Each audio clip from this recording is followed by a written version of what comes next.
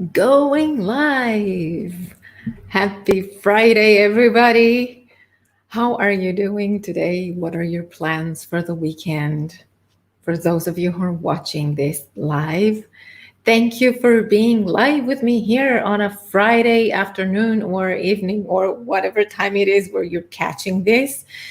And I can't believe it's the last day of our live, not last, but live masterclass series for people who lead people and teams. And I have a gift, a surprise gift for you. Those of you who are watching this at any point in time that you're watching this is for you. So make sure that you sign up on the link in the description and you get all of the sessions and all of the resources. And you also get a link to book your one-on-one complimentary strategy meeting. How cool is that? So there you are. And there you go. That's your gift for being here on this masterclass series. So go ahead. I'm not sure if you were here from the beginning, but basically what we did is this. And let me remind you that we were looking at high performance from the perspective of a high performing athlete. So we discussed about how we can prepare, how we can perform, and then how we can recover so that we get to sustain high performance long term, because that's what it's all about. We're in for the marathon, not the sprint. So we looked at all of these techniques and strategies that we can use for ourselves and also use for our teams. Because if you're leading or managing a team right now, you know the amount of pressure that you have on yourself and the stress and the anxiety and all of the questions that you have. So I hope this masterclass series gives you some ideas of how you can motivate yourself, how you can keep yourself motivated and engaged, and how you can do that for your team as well. And today we are ending this series with the importance of higher purpose in engagement, motivation, and performance. So when we're looking at high performance, that's what we want. We want people to still be engaged and motivated, to care about the dream, right? If you just remember how you were when you started working, or when you started working in a new place, or perhaps when you started your own business. How excited were you? And what was the dream back then? Because it all started with a dream. And that dream might have been to have a dream career, or to build a dream business, or to be a dream boss, and to build a dream team, right? We have this enthusiasm when we start something, and then it starts going down and down and down. So let's see what we can do to keep our motivation and engagement levels in place long term. So look at this sentence and just, take your time, think about it, and complete it. If you want to do it now, do it now. If you want to put it in the comments, put it in the comments. If you want to keep this for yourself, absolutely feel free to do it. The whole point is, when do you feel you're most motivated? In your work. Because we work a lot during the day. And people who started working from home virtually, most of them, they work for longer and they work more. So what is it that still makes you feel motivated? When does that happen? When you do what? Think about the actions or the tasks, the things that you need to do, or the events that you're participating in. what makes you feel that you are most motivated? And I bet if you're a team leader or a team manager right now, I'm not sure how often you hear this question. How often people ask you this question? I know you want to motivate your team. The reality is that you want your team to feel motivated, because there's only so much you can do externally, and we discussed about that yesterday as well. So if you missed it, you might want to go and check that session as well, because there's only so much you can do to motivate your team externally. Extrinsic motivation, it's called. What you want is foster intrinsic motivation. So create that environment where people on your team, yourself included, because you're also part of the team, right? Don't forget, you're part of your own team and you're part of the bigger organization team. So you want the kind of intrinsic motivation. So look at and find some answers of when do you feel most motivated? That's a good place to start, because there are three elements of motivation, and we're going to look at all three right now. By the way, get Daniel Pink's book, Drive, The Surprising Truth About What Motivates Us, because he explains motivation in detail. And basically what he does is he explains motivation from these three perspectives: autonomy, mastery, and purpose. And these are the three elements of that intrinsic motivation that I just mentioned. So let's look at each of these elements, because what you want is a little bit of each, right? And what creates these elements so that you can take these back and use them to boost your own motivation and your team's motivation, right?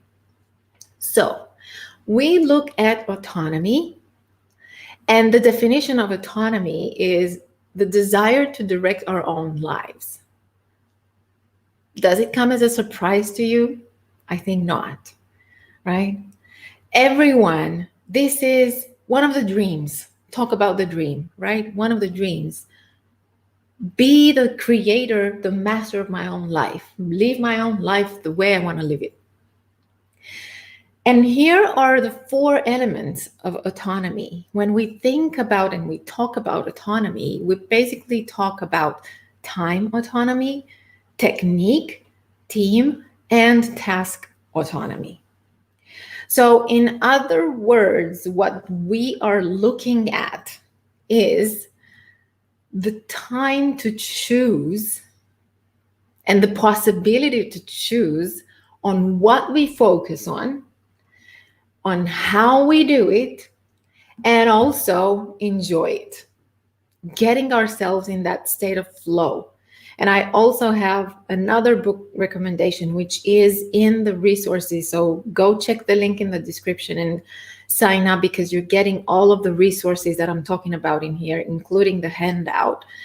You want to get into, that's what gets us into that state of flow, when we feel absolutely engaged in what we're doing. But what this basically means, and you look at, for instance, Google. Remember Gmail. I mean, I know, right? You heard about Gmail. But the way Gmail was invented was because Google was offering, and they still are, and I'm not trying to advertise for Google, they have their own flaws, but they were pretty brilliant in this, because they had the autonomy in place. So they created that environment where their employees are allowed to work on their own passion projects at work or during work hours.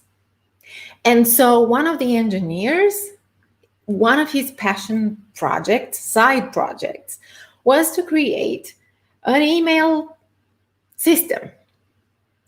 And actually, that's how he came up with Gmail. while working on his own passion project. Gmail is a passion project, and it was absolutely amazingly successful for Google, but it happened because they allowed that kind of autonomy. So we want to decide on how we're going to do things, what we're going to do, how we're going to do it, maybe even choose the teams that we want to be part of. I might have my own team that hierarchically I'm belonging to, but I might have some teams that I can join. And in I think it was day 5 or 6 of this series, when we discussed managing your team. And we said, hey, we need to create these groups where people can talk about something different than just work, work, work. So you can create your own groups of people who are, I don't know, passionate about tech, passionate about photography, passionate about cooking, passionate about running, or whatever it is. And these are absolutely informal groups that they can create, they can manage, they can sign up for. But basically, what you're doing is, okay, I'm creating an environment where these people, they can talk about their passions. And think about yourself. When you talk about your passion, what happens to you? How do you feel? How motivated are you? How engaged do you feel? How creative do you become? Or how creative are you again? Because we get a completely different perspective. We put ourselves in a completely different state of mind. And that makes us do completely different actions that give us absolutely out of this world results that we probably wouldn't have thought about. So first thing, autonomy. That's crucial when we talk about intrinsic motivation, element number 1. By the way, feel free, ask your questions, make your comments, whatever it is, right? I am here to answer that. Okay, now, element number 2, mastery. And look at the definition of mastery. The desire to continually improve, it's something that matters. And the thing is, see how it's connected to motivation, to intrinsic motivation? Because I don't care if it matters. I mean, it matters, but it first of all starts with that particular thing mattering to me. It matters to me. And then it matters to the world around me. Be that my business, my team, my organization, my corporation, my country, my planet, right? So how about that? Because we do enjoy that satisfaction that we get from personal achievement and progress. We're all about growth. And we talked about that, and that for a team, that's essential. And we look at what happened to teams who stopped growing, where individuals stopped feeling like they're progressing anywhere in their career. And you think about yourself, when you feel that you're not growing anymore, what's your level of motivation and engagement then? I bet it's not too high, right? My guess. We need to feel we matter. And yes, we did discuss that. I think I said that pretty much every day of this masterclass, but the basic emotional need that we all have, that's universal, is we want to be heard and seen. We want to be understood and we want to be accepted. In other words, not judged, but valued, or better yet, loved in all sorts of contexts, right? So think about this as we have the physical needs, emotional needs. These are them. So you cover these emotional needs for yourself and for your people. And that brings a lot of motivation, a lot of engagement, that builds a lot of trust. And that's what builds absolutely successful relationships with others. You want to be great at managing relationships. First of all, manage the relationship with yourself. Go and check the emotional intelligence session that was on day one, and understand how you function so that you can understand how other people around you also function. And here's the thing: lack of opportunity for self-improvement, for personal and professional development, because they go hand in hand. You cannot have one without the other. That can make people demotivated. And I'm not saying, I understand the situation is tough for a lot of businesses right now. Budgets have been cut. Where I see a lot of budgets cut, where do you think? Learning and development, training and development, coaching, whatever, any kind of team development, right? Because yes, we are in survival mode. But actually, what I'm saying is that this is part of survival. Because the more people feel that they are prepared and are ready to contribute and they're growing, the more they are actually going to contribute, the more motivated they will feel. And we see that in business results. Remember that quote. I think I've said it again, probably every day. But it's the most recent research from Google is on startups.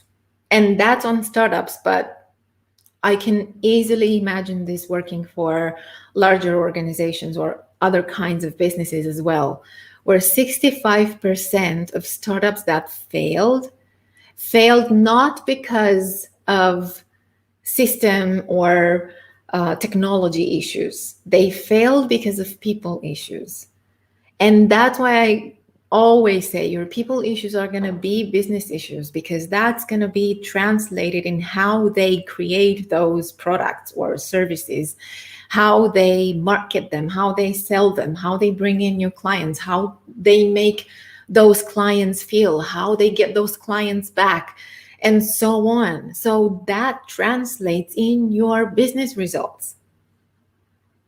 Okay, so that was it. Autonomy, mastery, and purpose.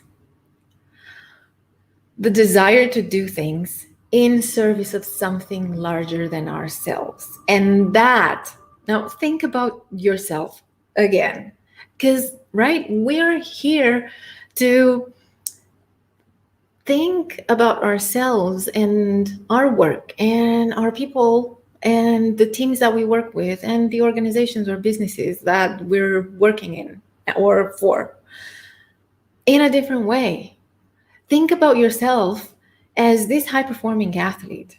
Why are you going to the Olympics? Why do you want to win the gold medal? Why do you want to be a champion?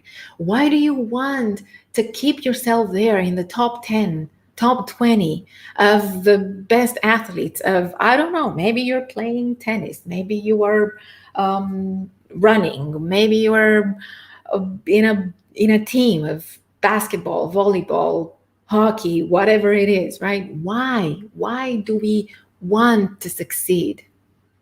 And why do we want to keep ourselves there? Because we want to matter. We want to be part of something larger. Typically, it's these people that you hear that have been there in the top 10, top 20 for I don't know how many years. You hear about them over and over again. They become part of history. They become part of something so much larger than themselves.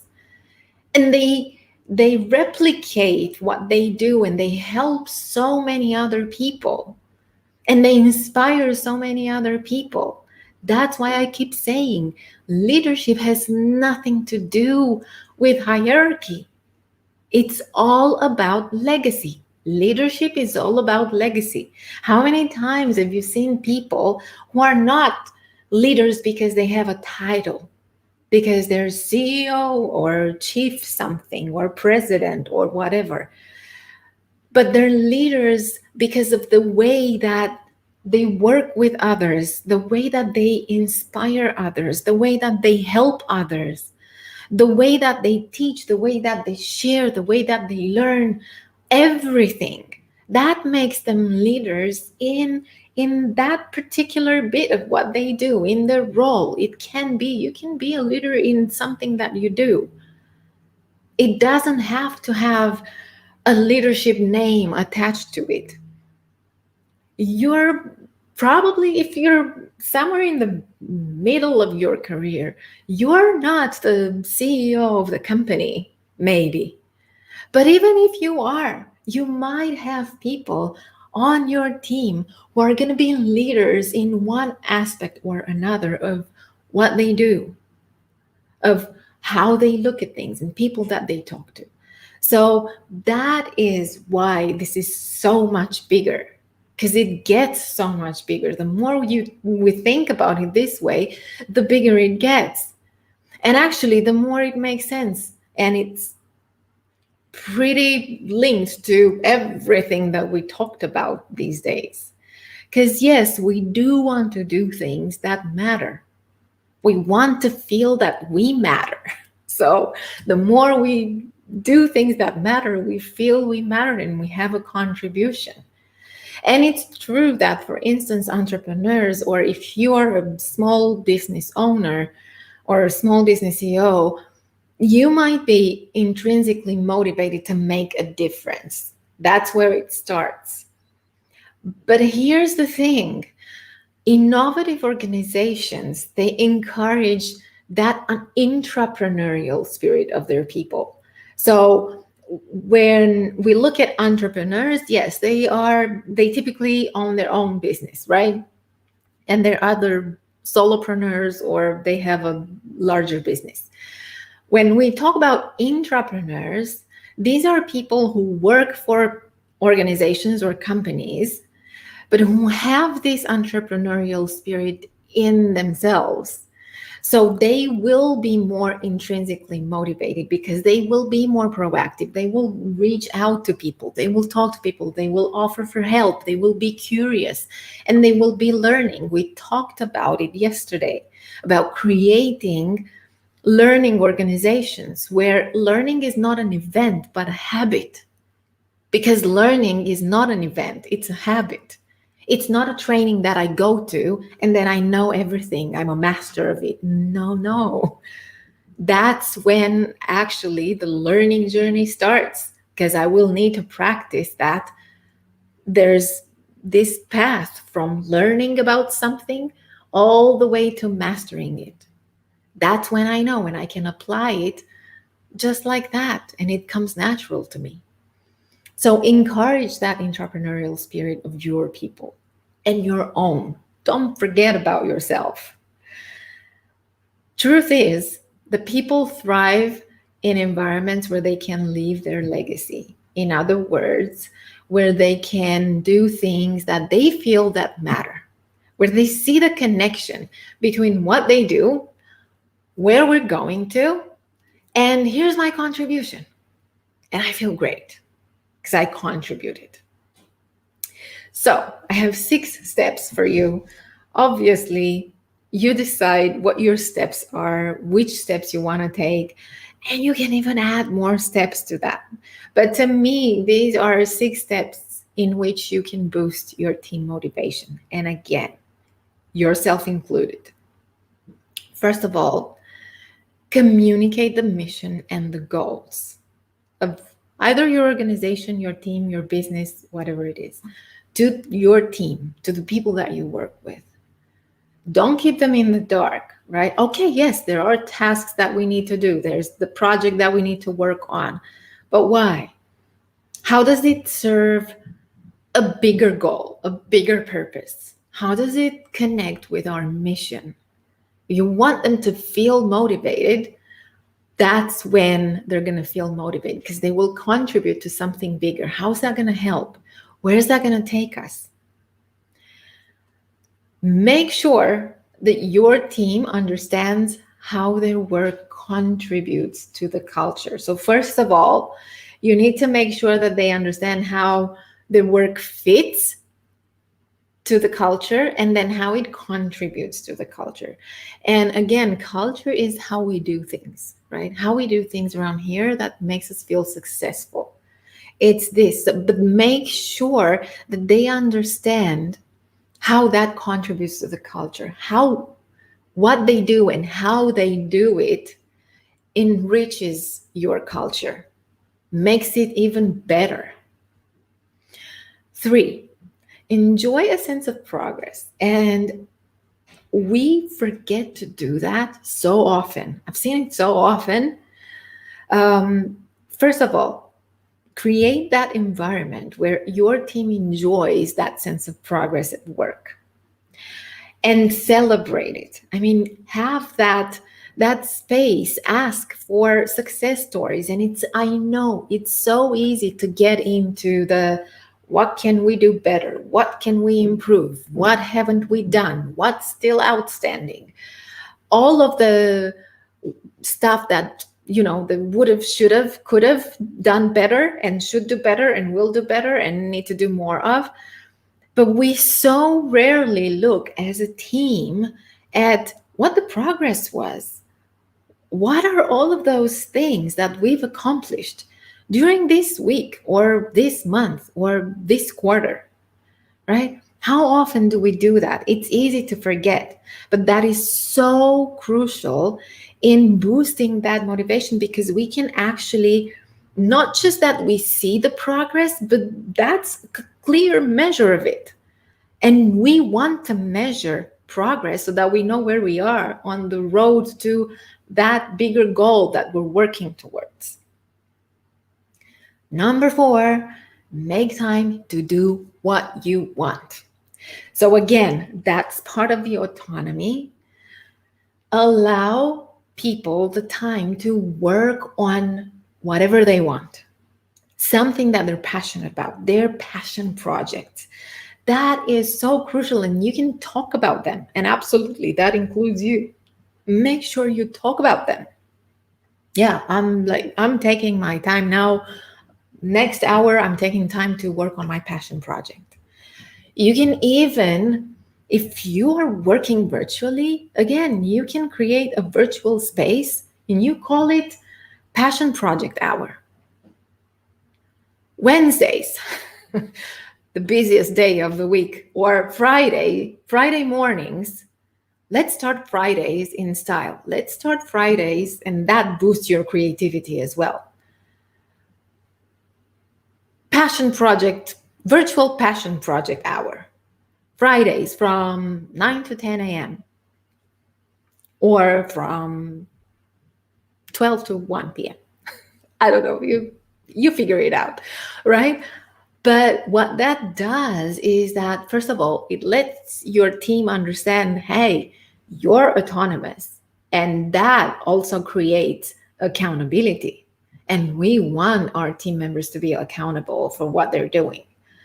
And the thing is, if I'm going to be accountable for my passion project, I will also be accountable for all of the other projects that I'm working on, because that's going to be a habit. It's just going to be there.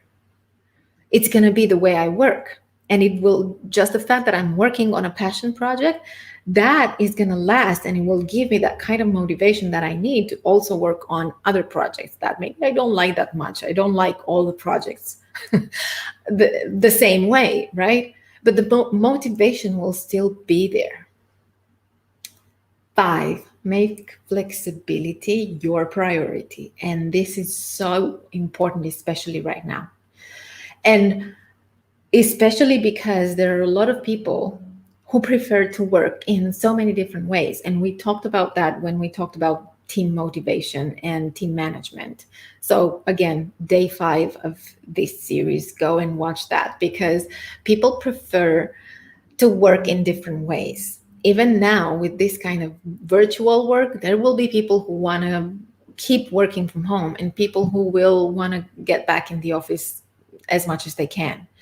So prioritize work and prioritize projects depending on what's possible for the people that are on that project team. and allow them to contribute to stuff that might be also indirectly related to their number one role in your organization or team. But if they want to help a team that they think they might be able to help because it's one of their passions and they want to go and help that team, allow for that kind of stuff. Of course, you don't want people to feel depleted or exhausted or start being burnt out, but ask ask if this is something that they want, or let them know that this is something that they can do. If people don't know that that's a possibility, they won't even ask about it. So have this kind of brainstorming sessions with your team and ask, what would you like to work on? I typically ask this question: if you could create your own role or your own job that you would love to do, what would it be? What would you be doing? What would it be called? And so on. And that opens up different perspectives as well. Number 6, focus on purpose. Absolutely. And we go back to, see how it ends. And it goes back to communicating the mission and the goals. But the reality is, what's our purpose as a team? What are we here for? What are we trying to do? How do we do things around here? And do we enjoy our time working together? And if we don't, then what could we do to enjoy it more? Because the reality is, we work for so long, we might as well enjoy it. And the focus on purpose, each time, you will see that it gives you results in increasing collaboration and in maximizing the individual and the team potential, because people will start contributing to the max. They will have the best impact that they can have. And we talked about team impact when we talked about managing your team, day 5. Go and check that one out. So let me know how this works for you in applying these steps. If you have further steps that you want to apply, absolutely feel free to add them and share them here. Why not? For other people to try them. So for all of the resources in the Masterclass series, make sure that you sign up on the link and get all of the sessions and all of the descriptions and resources. And check the day 9 resources, because that's where I put the link for you to book your complimentary strategy meeting. That is my gift for you, because you've been here, because you're a lifelong learner, because you want to take care of yourself, you want to take care of your team. So let's get on that meeting and let's get some strategies that you can use for yourself and for your team. And we discuss about your particular situation, and let's look at how you make your best impact. I have an assessment waiting for you, and it's the game-changing index assessment that I mentioned in day 5 when we talked about managing your team. Okay, so if you want to continue your leadership transformation journey, make sure you sign up to the masterclass and then book that one-on-one complimentary strategy meeting. That will be for us to talk about your development needs and your strategies and see how you make your best impact and contribution in your team and in your organization.